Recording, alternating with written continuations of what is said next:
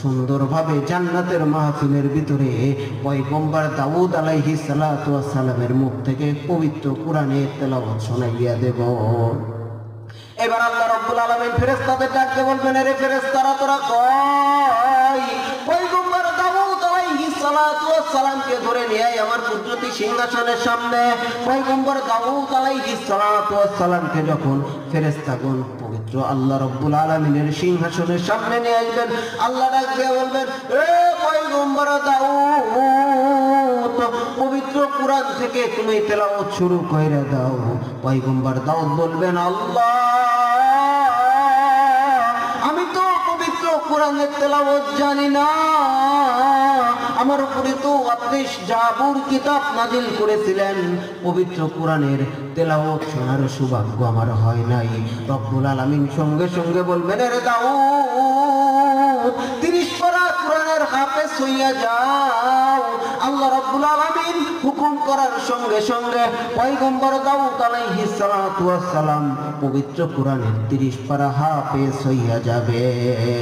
এবার আল্লাহ রাব্বুল আলামিন বলবে, রে দাউদ তুমি পবিত্র কোরআন থেকে সূরা ফাতিহা পাঠ কইরা শোনাইয়া দাও, সূরা বাকারা পাঠ করে শোনাইয়া দাও।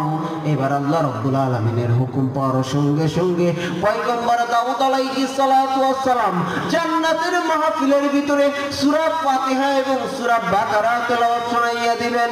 জান্নাতের শ্রোতাগুলি শ্রুতিমধুর হইয়া তেলাওয়াত শুনতে থাকবে, তেলাওয়াত শুনতে থাকবে, এত মজা পাবে তেলাওয়াত শুনতে শুনতে।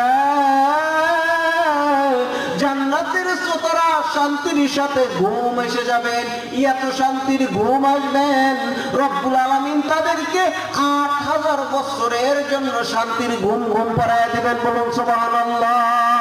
8000 বছর পরে রব্বুল আলামিন আবার জান্নাতের শ্রোতাদেরকে জাগ্রত করবেন। জান্নাতের শ্রোতাদেরকে 8000 বছর পর জাগ্রত করার পরে রব্বুল আলামিন ডাকবে বলবেন, হাল উজিদুকুম, এর জান্নাতের শ্রোতারা তুমি কিসের অভাব আমি রব্বুল আলামিনকে জানায় দেয়।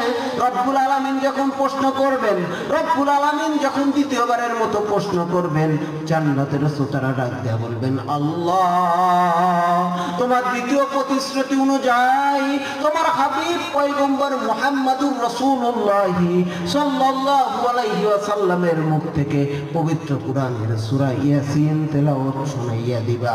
এবার আল্লাহ রাব্বুল আলামিন ডাক দিয়ে বলবেন, রে ফেরেশতারা তোরা